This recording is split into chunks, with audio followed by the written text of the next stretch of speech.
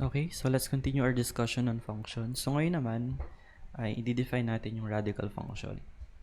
So a radical function is of the form f of x equals the nth root of g of x, where g of x is some function.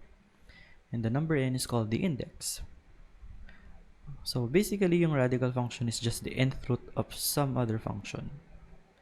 Now, if n is odd, so halimbawa, n is equal to 3, 5, 7, and so on, we're taking the nth root of g of x, okay? And if yung index natin ay odd, wala tayong problema since yung cube root, fifth root, seventh root, and so on of any number, whether positive or negative, it is defined. Okay, so it's defined. So the cube root, fifth root, and seventh root of any number, positive or negative, and even zero, are always defined. So, ang ibig sabihin nun, yung domain ng f natin is just equal to the domain of G when n is odd. On the other hand, if n is even,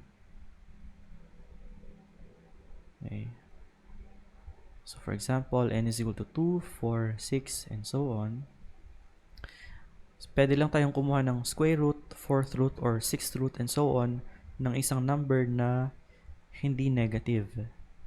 So, yung domain natin, therefore, okay, will be the values of x such that yung g of x is greater than or equal to 0.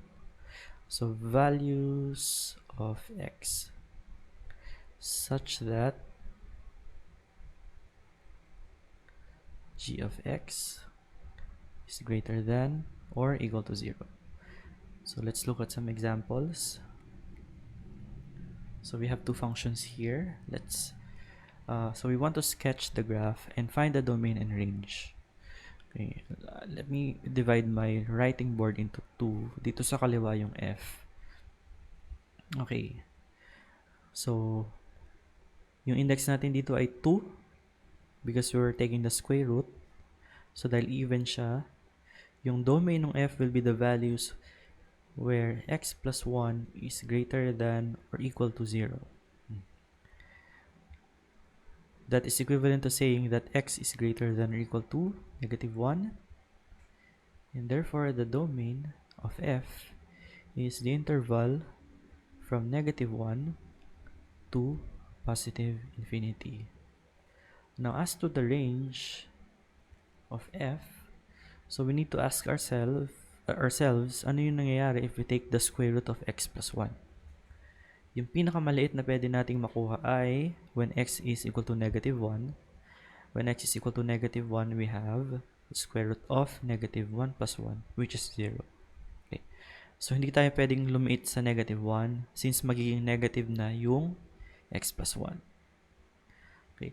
Now, kung palalakihin natin yung x, starting from negative 1 and then make it approach infinity, ang mangyayari, yung x plus 1, lalaki din, and therefore, yung square root niya, lalaki din. So, yung range natin ngayon is, so it will start from our smallest value, which is 0, and then it will go to positive infinity. Ngayon, sketch natin yung graph ng f. Let me sketch it here. Ayan. Suppose dito yung negative 1. So, f here is equal to 0. Ayan. And if x is 0, then we have a square root of 0 plus 1, which is equal to 1. So, dito lang siya. Ayan. Now, let's choose other values of x such that perfect square yung x plus 1. So, for example, 3. So, 1, 2, 3. So, x is equal to 3. Now, square root of 3 plus 1 is equal to square root of 4, which is 2. So, ito ngayon, yung point na yun. And I will just connect the 3 points to get the graph of f of x. Ulitin ko lang, medyo ayusin ko lang.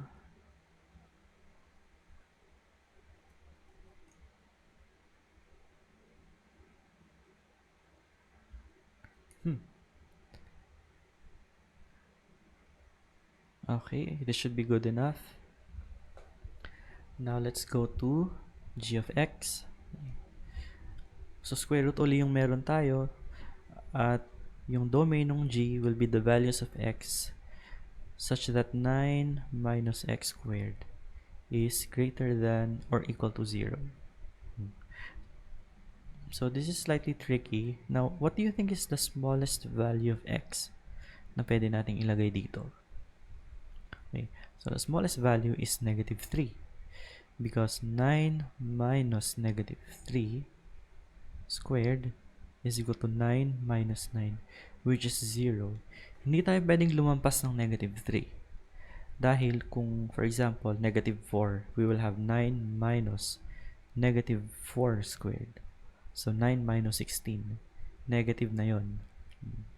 So, we cannot have a negative number inside the radical symbol. Okay. Yung pinakamalaking number naman na pwede nating ilagay ay positive 3. So, 9 minus 3 squared is 0 again. Hindi tayo pwedeng lumampas ng 3. For example, 4. Since if x is 4, we will have again 9 minus 4 squared, which is 9 minus 16. So, negative uli. Okay. So, kung ito yung real line ko, ito yung negative 3, ito yung 3. So, andito lang ako sa part na to, including negative 3 and positive 3.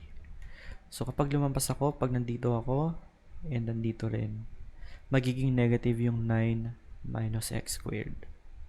So, therefore, the domain of G is the closed interval from negative 3 to positive 3.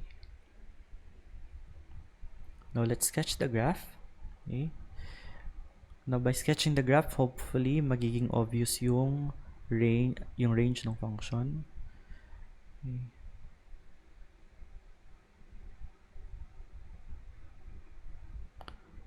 So, when x is equal to negative 3, 0 yung value ng function.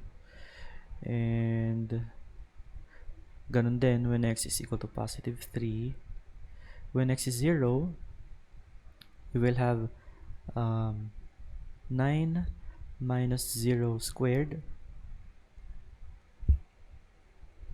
which is 9, and then square root of 9 is 3. So, ito yan. So, this is what you get when x is equal to 0.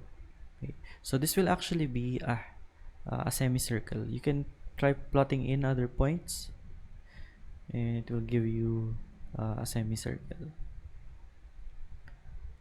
So, connect natin yung tatlong points. Ayan. Ano yung smallest value ng G? It is 0. Yung pinakamalaking value ng G ay 3. So, therefore, the range of this function is the closed interval from 0 to 3.